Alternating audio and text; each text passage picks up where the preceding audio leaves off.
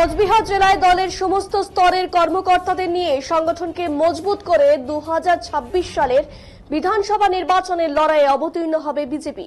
শনিবার দলের কোচবিহার জেলা কার্যালয়ে সাংবাদিকদের মুখোমুখি হয়ে কথা জানালেন বিজেপির কোচবিহার জেলা নবনির্বাচিত সভাপতি অভিজিৎ বর্মন। এদিন তিনি বলেন, বিজেপির কোচবিহার জেলার সাংগঠনিক কমিটি তত্ত্বাবধানে রয়েছে জেলার 8টি বিধানসভা কেন্দ্র, আর মেখলিগঞ্জ বিধানসভা কেন্দ্র সাংগঠনিকভাবে দেখে জলপাইগুড়ি জেলা কমিটি। 2026 সালের বিধানসভা নির্বাচনে জেলার 8টি বিধানসভা কেন্দ্রেই পদ্মফুল ফুটবে বলে এদিন আশা প্রকাশ করেন তিনি তার সাথে বলেন, ভারতীয় জনতা পার্টির পাশে জেলার মানুষ আগেও ছিলেন, বর্তমানেও আছেন এবং ভবিষ্যতেও থাকবেন। গোটা পশ্চিমবাংলা জুড়ে যে অপশাসন চলছে সেই অপশাসনের বিরুদ্ধে মানুষ গর্জে উঠবে এবং 2026 সালে 8টি বিধানসভা কেন্দ্রেই বিজেপি জয়ী হবে বলে দাবি তার। আগামী দিনে সমস্ত স্তরের যে কর্মী যারা আছেন, বুথ স্তর থেকে মন্ডল, মন্ডল থেকে জেলা, সমস্ত স্তরের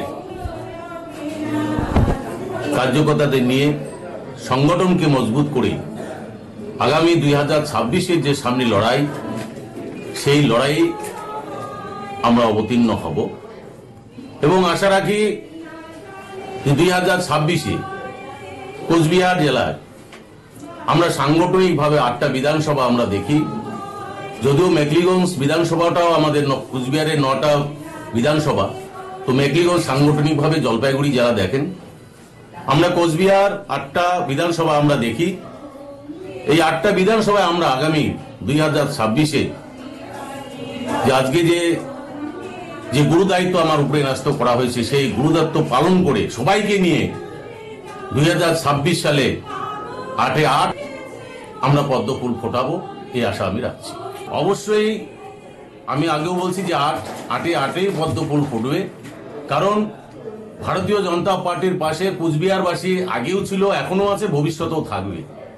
এবং এই যে তৃণমূল কংগ্রেস যে অবস্থা, যে অপশাসন চলছে সারা পশ্চিম বাংলা জুড়ে, এই অপশাসনের বিরুদ্ধে মানুষ গর্জে উঠবে এবং 2026 সালে 8টাই বিধানসভায় উপহার দেবেন কোচবিহারবাসী।